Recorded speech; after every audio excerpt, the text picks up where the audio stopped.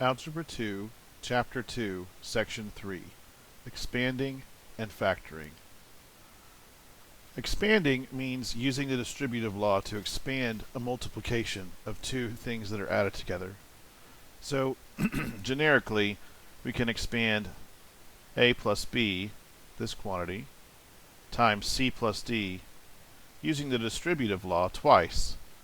Really 3 times. We use it once here to create a plus b times c and a plus b times d, and then using it again, a times c, b times c, a times d, b times d, to get this identity. This proves or shows the faster technique called FOIL, or first, outer, inner, last. Let's practice using FOIL to expand. So to expand this expression, we need to use this first, outer, inner, last technique. So first, we would have 2x times x, 2x squared, outer plus 2x times 3, which is just 6x, inner, 1 times x, which is x, and outer, sorry, not outer, FOIL, last, 1 times 3. So that was first, outer, inner, last, or FOIL. You can write it down if you need to remember it. Now, we can finish simplifying the distribution or the expansion by adding these two center terms to get 2x squared plus 7x plus 3. That doesn't seem hard. Now, what is hard is going the other direction. If we're going the other direction, we won't have seen this. We'll just have seen this, and we have to figure out how to go back here. This is tricky because information is lost when we combine the terms, the information of what two terms were there. So factoring is all about trying to figure out how to break this middle term back up to these two terms. Let's continue to practice expanding. This is a much more complex example, one where we have two things multiplied together, which are 3 terms each. Now, FOIL doesn't quite work because we have 3 terms in each thing, but we can apply the same technique to speed up the distribution. And the technique is to essentially multiply every pair of possibilities, which will result in 9 things. So 2x times each of these, 3y times each of these, and 1 times each of these. And I'm going to kind of keep track as I go. So let's start with 2x. So I'm just going to cross it off to help me keep track. So 2x times x, 2x squared, 2x times minus 2y, minus 4xy, 2x times 3 plus 6x. Now let's do 3y. Maybe you can underline so it doesn't look like you're getting rid of stuff, but I'm just going to try to keep track of where I was. 3y times x, 3xy, 3y times minus 2y, minus 6y squared, 3y times 3 plus 9y. And then finally 1. So 1 is easy, it's just having kind of the same stuff. And of course we have a plus here. Plus x minus 2y plus 3. Now we need to combine like terms. Everywhere we have a term that's the same. So we have here we have xy, here we have xy. So we can combine those. 2x squared, we have minus 4 plus 3 gives us minus 1, which we can just write without the 1. We have 6x, x gives us 7x. We have 9y minus 2y for 7y. And then we have the 6y squared by itself, and this last 3, which we might rearrange to have the squareds first,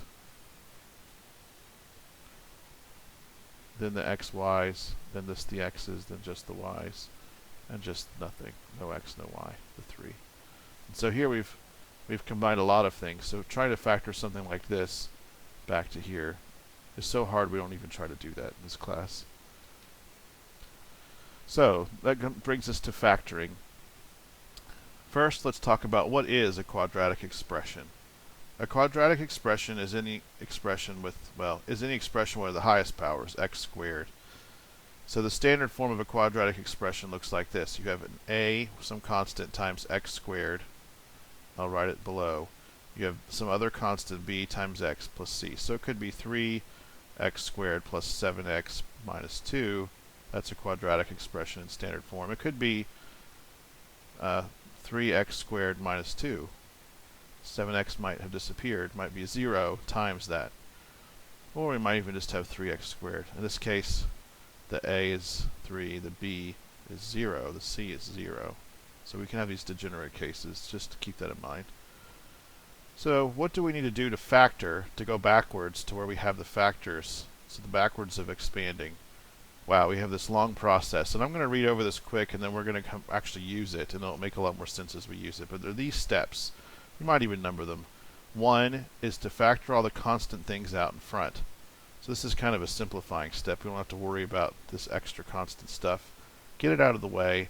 So if there's a 2 common to all these things, get it out over here, put the parentheses, and now you just have this simpler inside piece to deal with. And from now on, we're going to talk about the inside piece. So for 2, in the inner part, find the value AC. So multiply these two numbers, A and C. The number in front of the x squared and the number that's the constant. Then find two numbers whose product is that number, value A times C, and who adds to B, the number in front of the x. Okay? Now, when we find these two numbers, they may not be A and C, they may be other numbers. Once we find these two numbers, that'll tell us what to do in step 4. And often it's helpful to draw the factorization of A times C. So let's just, real quick, just sketch something out here. So if we had 2x squared plus something plus 8, then 2 times 8 would be 16. Okay, and then we might want to find factors. Maybe this says 8x. Okay, we might want to find factors. To find the factors, we might draw this chart. 16 is the same as 8 times 2, right? Maybe this chart's not as useful for this kind of problem. Maybe what we want to do is just think about what numbers multiply up to the 2 times 8. 2 times 8 is 16. So 1 times 16 is 16. 2 times 8 is 16. 4 times 4 is 16. 3 doesn't go into 16. And once we have 4 times 4, we don't need to go more. We'll just end up with the same numbers here. The order, it doesn't matter here. So now we need to think 1 and 16 adds to 17. So that's not going to get 8. 2 and 8 is 10. 4 plus 4, though, is 8. So that would be the numbers I would be interested in. 4 and 4. 4 times 4 is 16. 4 plus 4 is 8. That's what we're trying to do in step 3. So step 4, we break the middle term up into two terms using the two numbers above. So we would have 2x squared. And I didn't factor my k out, which I should have done. But this is just to kind of give you a picture of the first of these steps real quick. Plus 4x plus 4x plus 8. So you split up the 8x into 4x plus 4x. Let me write that again clearer. 4x plus 4x plus 8. Now we factor by grouping, which means group the first two things and the last two things, take the common stuff out. So group these, take the common things out. So here we have a 2, we have an x in common. All that's left is x here, and all that's left is 2 here. 2 times 2x is 4x. Here we have a 4 in common. That's it. Left with x plus 2. So when we do the factor by grouping, we'll be left with two factors that are the same, that we can now factor that out again, applying the distributive law in reverse again to come up with the answer.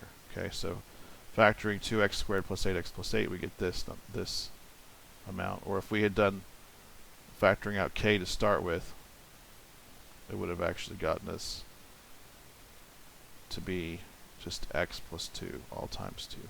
And we'll see some examples here in a minute of that. So the last step is factoring by grouping. So let's go and do some practice problems. So first, we notice this if possible. So some of these problems, it won't be possible to factor. That's another tricky part with factoring. We just have to do our best to try, and if we aren't able to get it to work, then, oh well, that we couldn't do it. Then we write no possible answer, or no such answer. So first step was factor out all the constant factors. Here we have a 1 in front of x squared, so there's no constant factors. So that step's done. 2, we need to find a times c. Remember, a is 1, so a times c is just 18. We need to think about numbers that multiply to 18 and that will add to negative 9. Here we have a negative, so we're going to want to think about negative numbers that make 18 when we multiply them. Minus 1 and minus 18. When you multiply those, you get 18. Minus 2 and minus 9. But we can't get to minus 9 by adding yet. Minus 3, minus 6. I think we found our answer. So we don't need to go any further. Minus 3 times minus 6 gives 18. Minus 3 plus minus 6 is minus 9. Okay, that was step 3. We found our numbers. Step 4, break up the expression in the middle with these two numbers. So now you have minus 3x minus 6x plus 18. Now step 5 was factor by grouping. So we group these things. And then it's a little confusing. I can't really draw this quite very well, but we want to group adding these things. Remember, we need to add the negative in order to regroup. So that'll be a plus. Okay, so now we have to factor the x out. We have x minus 3, and then, then our plus. And here we have in common a 6 minus x plus 3. Uh-oh, what's happened here? We have x minus 3 and minus x plus 3. Those things aren't the same. Maybe it's not possible. Don't give up yet. It is possible. We need to take a negative 1 out of this expression that's in common in order to get x minus 3. So if we think about sort of taking a negative out here, we would have negative in front, and then we would be left with negative x, which is x, and negative 3, which is 3. Now we have a match. Okay? It's very tricky, so be sure you understand how this works. Now we have x minus 3 in common. So we have x minus 6 times x minus 3. And in this case, you might notice that these numbers appear directly here. And that will happen when the coefficient of x squared is 1, because of the way that the algebra works. Let's move on to another example. Let's think about this problem. X squared plus 3x plus 4. So, again, we're going to think about what multiply the first and last, which is 1 times 4, 4. What two numbers multiply to 4 and add to 3? Well, 1 times 4 is 4. 2 times 2 is 4. 2 plus 2 is 4. 1 plus 4 is 5. There's no way to do that. Not possible. Okay, go on. Next, if possible, factor this one. X squared plus 10xy plus 24y squared. Okay, we haven't talked about what if we have two variables. So if we have two variables, it needs to follow this pattern. We have the x squared here, we have the x and the y together, and then we have the y squared at the end. So if you have two variables, you need to have the two together without a power multiplied here. You need to have the square on either end for it to work out. Okay? But again, all we really need to look at is the coefficients in order to figure out how to split this middle term up. So 1 and 24, so we're looking at 24 as our magic number. Two numbers that multiply to 24 and add to 10. Okay? So by the time we get the hang of this, we're going to get a little faster. 6 and 4 multiply to 24 and add to 10. So now we have x squared plus 6xy plus 4xy. And you might say, well, what order do I put the 6 and 4 in? The answer is it doesn't matter. You'll get the same answer either way. Group them. We don't have a negative to worry about this time. Pull out the common stuff, x here, and here we have a y and a 4 in common. 4y. Leaves us with x and 6y. See, x plus 6y, x plus 6y, and x plus 4y. And again, since the coefficient of x squared was 1, we could have just written directly the answer from the 6 and 4 but the y is a little bit tricky, so factoring by grouping helps us see how the x and y become like this. So one of the cool things about any factoring problem is we can check it by taking the two factors and multiplying them together with the FOIL or the distributive law, and we should come right back to here. This is a great way to check. I'm not going to do that in the slides here, but definitely do that yourself. Let's look at this example. Let's see if we can factor 2x squared plus 7x plus 3. So now we have a coefficient of x squared that's not 1. 2 times 3 is 6. That's our magic number. Numbers that multiply to 6 and add to 7, well, that's going to be 6 and 1. So we'll just have 1x, which again we can always just write without the 1, plus 6x plus 3. Okay, now group. And you can speed yourself up a little bit too by not even drawing the parentheses while you're grouping, although it makes it plain to me as a grader what you're doing. Common thing here is a 3. And we're left with x plus 3 times 2x plus 1. That's our answer. So be sure you square your answers or circle them. Let's check out this example. If possible, factor 8x squared plus 14x minus 15. Again, we should always check for a common factor first. There is no common factor here. We have a 15 and a 14. Okay, and at first blush, you might even think, man, this would be pretty challenging, but we can get through this. So 8 times minus 15. Here we might want to use a calculator. This is past our multiplication tables. So 8 times minus 15 gives us negative 120 as our magic number that we're trying to get to. So we need numbers that multiply to minus 120 and add to 14. And so we're going to need numbers that are, something like 10, 6. So let's just try something like that. So minus 120, maybe if you wanted to be systematic about it, you can make a chart. And maybe we'll forget the negatives for right now. Just think about 120 to help us make our chart here. 1 times 120 is 120. And maybe to make our chart faster, we won't bother writing all that stuff. 2, 60, 3, 40. Just thinking about what makes 12. 4, 30, 5 does go into 120. Here you might want to use our calculator to find the answer. Divided by 5, 24. But we're still not close to getting to 15 or 14. 6 and 20. Oh, there we go. Since we have a negative 120, either of these could be negative. Minus 6 plus 20 makes 14. Remember, I said the hardest part splitting this up about factoring because the information was lost. So now we can split it into minus 6x plus 20x minus 15. Group. I'm going to stop doing the grouping on the board here or on the slides. You can just remember we group them.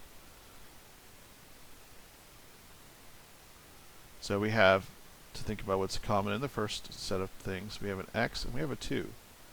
2x. So we have, that leaves us with 4x minus 3. Here we have a 5 in common as all, plus 5. We have 4x minus 3, which is what we have here. It should match. Which leaves us with 2x plus 5 times 4x minus 3 as our answer.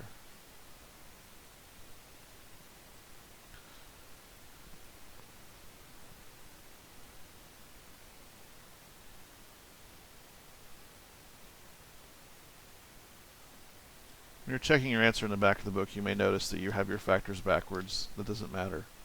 When we grade, we'll be sure to check and make sure that you just have an equivalent expression. If possible, factor this expression, 12x squared minus 44x plus 24. Well, remember, we should always look for a common factor. Here we definitely have 2 in common. If I take out a 2, I've got 6x squared minus 22x plus 12. I still have a 2 in common. They're all even. 4, 3x squared minus 11x plus 6. Now here we have a prime 11 and another prime 3 that don't have any common factors, so we're done. with the common factor part. So now we just need to think about this inner piece. Okay, so our magic number for the inner piece, 3 times 6 is 18. We're trying to get to multiplies, something that multiplies to 18 and that adds to minus 11. So 6 and 3, that doesn't get us to 11. How about 2 and 9? 2 and 9. So if we have minus 2 and minus 9, that makes 18. When we multiply it, minus 2 plus minus 9 makes minus 11. There we go. So we have minus 2x minus 9x plus 6.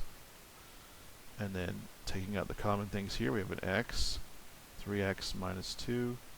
Here we have a 3. And we'll want to take out a negative because we want to get positive 3x. So negative 3. That we're taking out a negative 3, we're going to end up with 3x. And negative 3 out of 6 will leave negative 2. Okay, so then we have 4 times x minus 3 times 3x minus 2. We factored it. Okay, so what about some special cases in factoring? There are a few special cases. One is perfect squares. So if we have a perfect square, we can use this identity, which just comes from expanding a perfect square, in order to recognize that we have a perfect square that's been expanded, and then we can immediately factor it without having to do any extra work. So if the two outer terms are perfect squares, and the inner term is twice or negative twice, either one, the product of the square root of the outer terms, we have a perfect square. If it's negative, we need to make sure it's a minus inside there. That's the only thing to remember. So let's do some examples. If possible, factor out this as a perfect square. So first, let's see, what's the square root of the ends? Are they perfect squares? Here we have a perfect square, 2r squared. Here we have a perfect square, 5 squared. Okay, so that's checked. But is the middle double the square roots, the inside pieces? Is it double 2r times 5, which would be 20r? No, it's just 10r. Not a perfect square. So this is not a perfect square. What about 9p squared plus 60p plus 100q squared? Here we have two perfect squares, 3p squared, and we have 10q squared. Multiplying them, we get 330 times 2 for doubling, 60pq. But we notice there's no q here. Since there's no q here, this is not a perfect square. It has to follow the pattern just so, or it won't work. Let's try this one. 25y squared minus 30yz plus 9z squared. Is this a perfect square? 5y squared. Yes. This is 3z squared. Yes. 5y times 3z is 15yz, and doubling that makes 30yz. And here we have negative. That's fine. We just have to make the inside negative. So yes, this will factor. So using that rule that we saw a few slides back, we can factor this directly as 5y minus 3z all squared. Now if you want to just double check and make sure that this was correct, remember we can always write the perfect square out the long way by writing both terms twice, and then we can do FOIL and then combine the result, and we should get exactly this. You can check that yourself to be sure. Another quick special case is when we have a difference of squares. If we have two perfect squares subtracted by each other that will be the same as the square root minus of the first minus the square root of the second, that term, that subtraction times the addition of the square roots. Okay, so if we recognize that we have two perfect squares subtracted, we can write the factoring directly without having to do any work beyond the recognition. If possible, factor this as a difference of squares. This is a difference of squares. X squared, the square root is x, and 100 is 10. So it's just x minus 10 times x plus 10. And we're done. See how fast difference of squares is? 8a squared minus 2b squared. Well, 8a squared is not a perfect square, but we have a common factor. Let's pull the common factor out first. 2, 4a squared minus b squared. Now we have difference of squares. 4a squared, square root is 2a. So 2a minus b, 2a plus b. And we're done. If possible, factor 49y squared plus 25 as a difference of squares. This is not a difference, so it's not a difference of squares. So I'll just write not a difference. Not a difference. Okay? Let's square that. Now, how about this one? Let's factor 18t plus 1 squared minus 32. Well, again, that's not a perfect square, but look, this is a common factor. 18 and 32 have common factors. So let's take the common factors out and see if we're left with the difference of perfect squares. They both have a 2 in common, right? So 2, we pull a 2 out, and we have 9t plus 1 squared minus 16. Aha! 9 is 3 squared. T plus 1 squared is t plus 1 squared. 16 is 4 squared. So we can write, and it's a difference, we can write 2t3t plus 1 minus 4 times 3t plus 1 plus 4. And we're done. So that will be the answer.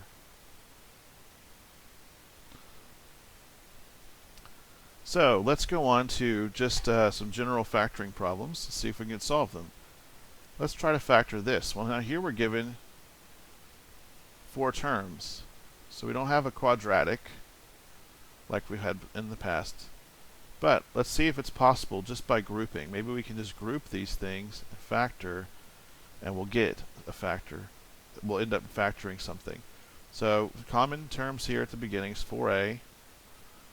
So we're left with 4a, a plus b. That's what's left common here. So we have an a here, and we have a b here. And here we have nothing in common. We just have b squared minus 4.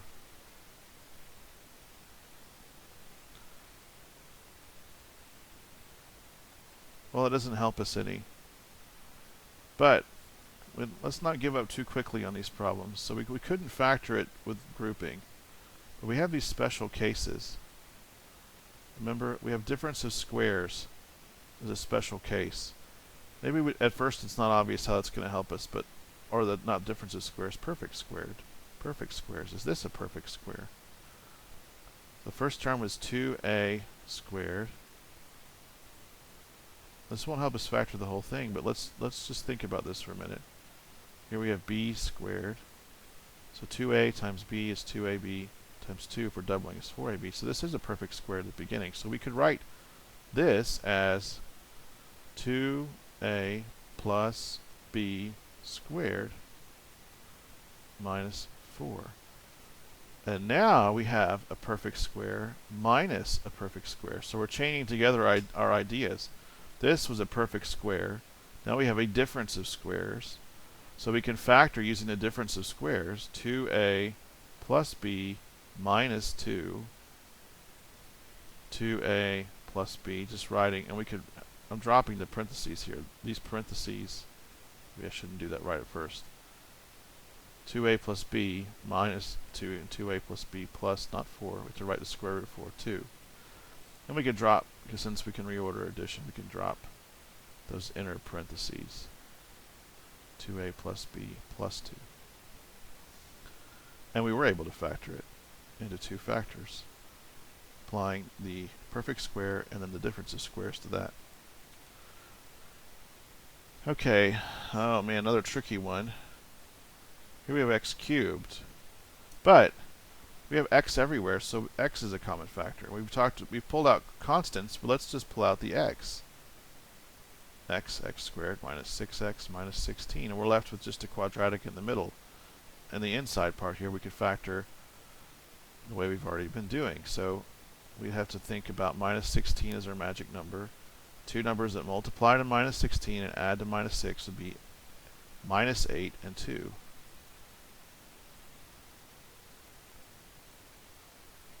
Minus 8 times 2 is minus 16. Minus 8 plus 2 is minus 6. We could factor by grouping. Or we could remember what I've already said about when the coefficient of x squared is 1. We can just write x minus 8, x plus 2. So there we factored this one completely, so we can square our answer. And last, we'll do this example of p to the fourth plus p squared minus 2. Well, we don't know anything about how to do this fourth power stuff. But you can realize that this is, with a simple substitution, we can turn this into a quadratic. So this is going to introduce the idea of substitution. Let's substitute for p squared the letter x. We'll just say that p squared equals x. Okay, now we can substitute. So p to the fourth then would be x squared, because x is p squared. P squared squared is p to the fourth. P squared would just be x. And now we just have this simple quadratic. To factor this, we need minus 2 as our magic number. We need numbers that multiply to minus 2 and add to positive 1. So that's going to be plus 2 and minus 1. So we'll have x plus 2, x minus 1 is the factoring. Now are we done? No, because the original thing didn't have x. We have to go back and substitute. So anywhere we see an x, we have to kind of substitute back p squared.